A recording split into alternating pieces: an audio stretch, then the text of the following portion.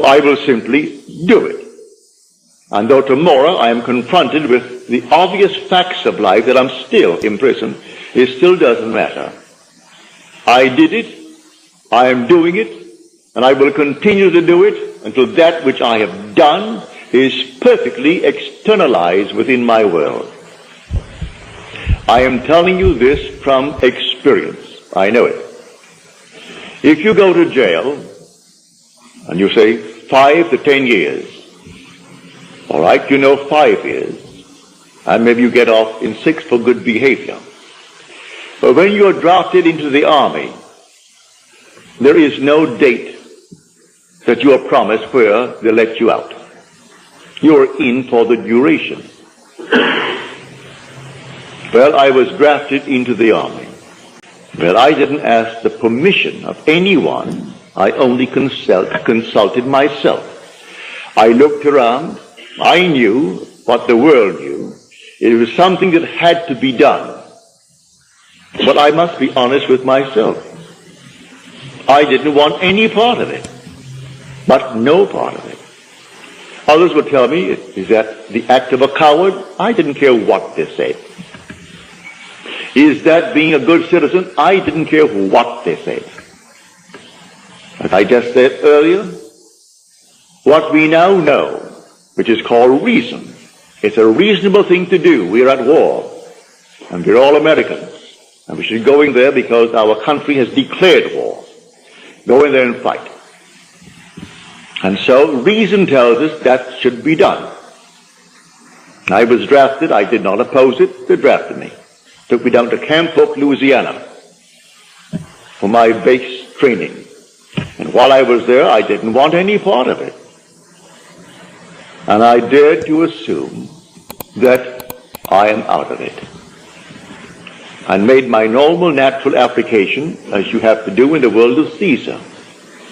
Within 24 hours it came back, and it was simply rejected. It was signed disapproved, and signed by my colonel, a very nice gentleman. His name was Colonel Theodore Bilbo Jr. His father was Senator of Mississippi. I said nothing. My captain said, for your sake, Goddard, I am very, very sorry. I know exactly how you feel. You want to be with your wife and your little girl. Your son is in Guadalcanal with the Marines, and you are now almost 38. And so, I know, but I would like to go through this war with a man just like you at my side. So I can't say that I am sorry for myself. I'm sorry only for you. I didn't say one word to him, to the colonel. I didn't oppose it. That was the decision of Caesar. Now, I looked into the perfect law, the law of liberty, and I persevered in that law. And I slept that night as though I slept in my own home in New York City on Washington Square, where I lived on the 7th floor. I lived on that floor, and it was a very large apartment, 2 bedrooms, a lovely big living room, a dining room, a huge kitchen, and a foyer.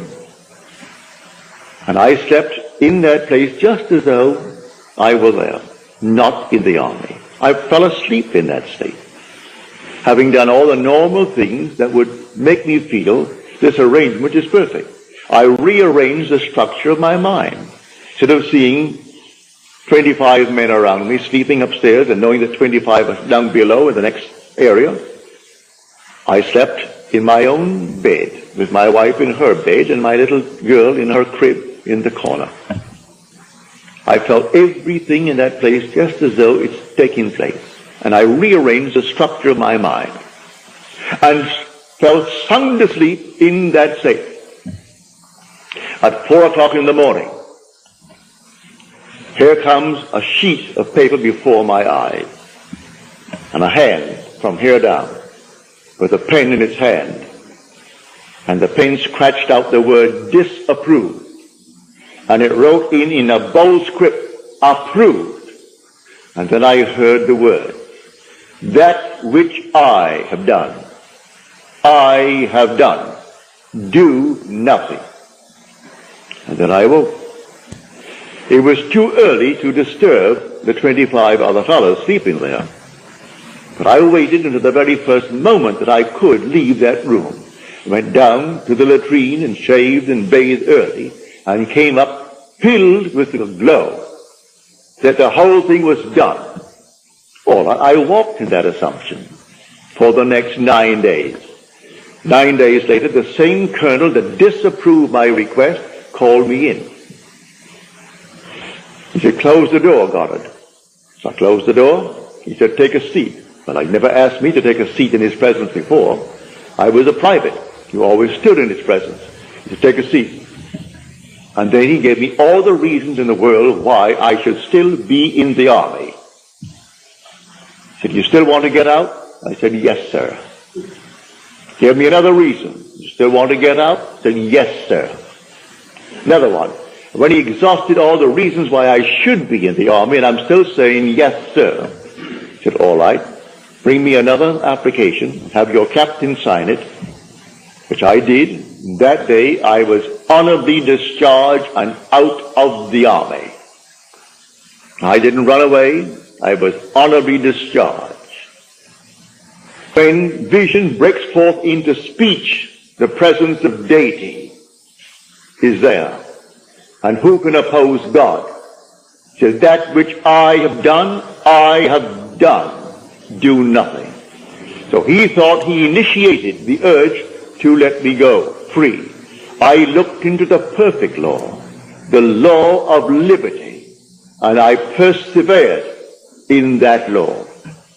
And he played his part, for I rearranged the structure of my mind. I was convinced I wanted out. And I didn't ask anyone's permission. I did not discuss it with one as to why I should want out when 17 million men are being drafted, plus numberless girls, to make a tremendous effort against this monstrous thing that was in Europe. I still wanted out. I did not take anyone into my confidence as to why I wanted out.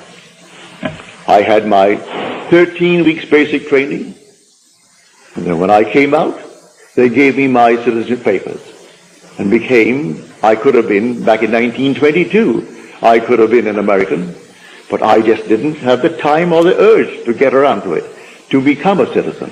So I drifted on and drifted on and drifted on, and finally, after this little episode, that's why I went into the army. For I would still be drifting through and being a citizen of Britain. But now I am an American by adoption. And they gave it to me because I did fulfill a 13-week training course in the American Army. If you would like to learn more about the Law of Assumption, Nevill Goddard's teachings, please join us on November 16th and 17th for our 2-day masterclass, How to Create Powerful Foundational Assumptions to Build Foundation to Anchor in Your Manifestations. Register now.